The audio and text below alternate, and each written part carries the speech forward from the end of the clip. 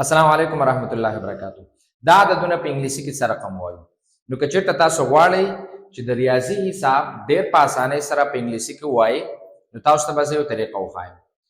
اول به تاسو که هر څومره غټ عدد وي د ښي طرف نه به شروع کوئ او هر درې عددونه به بیل کوئ. د چپ طرف نه نه د ښي طرف نه درې عددونه جدا شو یا دا جدا شو همداسې د کامې سره اخیره پورې په همدې اساس باندې. اخر کې که بیا یو عدد پاتې شو، که دوه عددونه پاتې شو، که درې عددونه پاتې شو، دا به خپل ځای پرېږدي. که څلور شو درې به بیا بیل کوي، یو به پاتې شي. په همدې اساس چې کله تاسو یو عدد په طبقو باندې وویشه بیا به تاسو د طبقو نومونه زده کوئ. لکه دا یویزونه دي، ونز، ټنز، هنډرډز. یویز لسیز سلیز کوم چې ورته پښتو کې موږ وایو.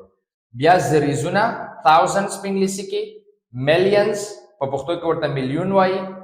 بیا بیلیونز په پښتو کې ورته بلیون یا میلیارد هم ورته وایي. میلیارد او بلیون دا یو شی دی، بیل بیل نه دي. بیا ټریلیون یا پښتو کې ورته تریلیون وایي یا ورته بیلیارد هم وایي.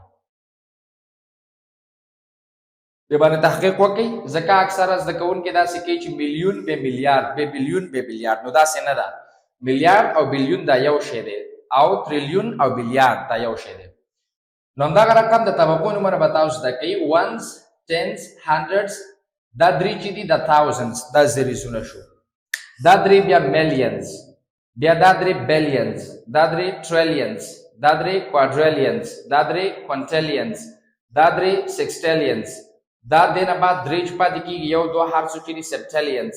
بیا همدغه رقم په همدې اساس سره اکټیلیونز، نونیلیونز، ډیسیلیونز ورپسې ځه.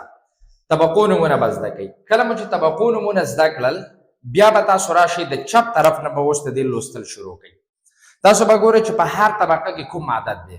اوس په دې طبقه کې دی 15 اتیا. نو 15 اتیا ته په انګلیسي کې ویلی کېږي 85. نو کله مو چې ویلي 85 بیا به د طبقې نوم یاد کوئ. نو 85 سپټیلیونز. په دې طبقه کې 340 چې 340 ته په انګلیسي کې ویل کېږي 374.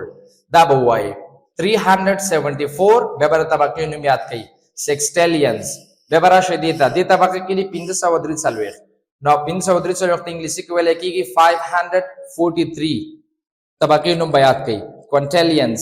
په دې طبقه کې 915 ته انګلیسي کې ویل کېږي 915.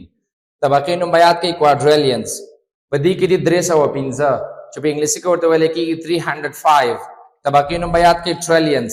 په دې کې دي 813 818 بیلیونز 953 میلیونز 215 تاوزندز. په آخر کې پاتې شو 420.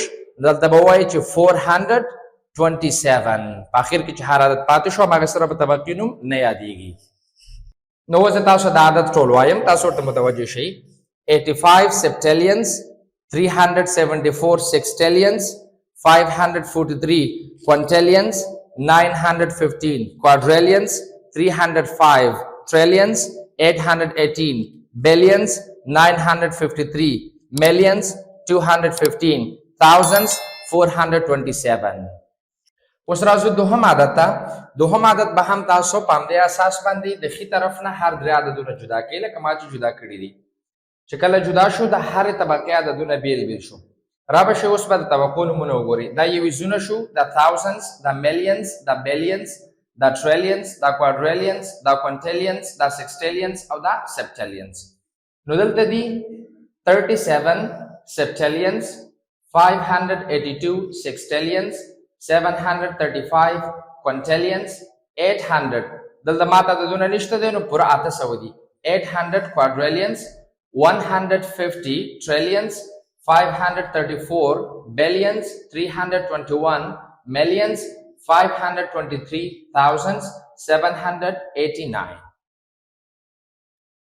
که چېرته تاسو غواړئ چې د دې نه غټ عددونه زده کئ، د نورو طبقو نومونه هم زده کئ، نو هغه به انشاءالله په ډسکرپشن کې زه تاسو سره ټول طبقو نومونه ولیکم. د دې نه بعد چې کومې طبقې راځي په هره طبقه کې به درې عددونه شامل وي.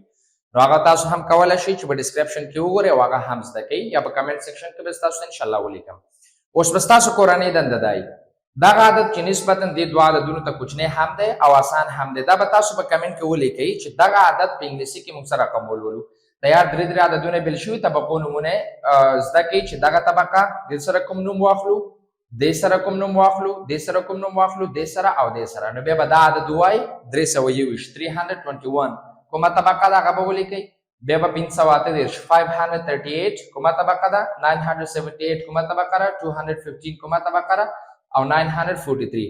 نو دا د تاسو په کمنټ سیکشن کې ولیکئ چې دا مونږه په انګلیسي کې څه رقم وایو. Thank you very much. See you inshallah in the next video.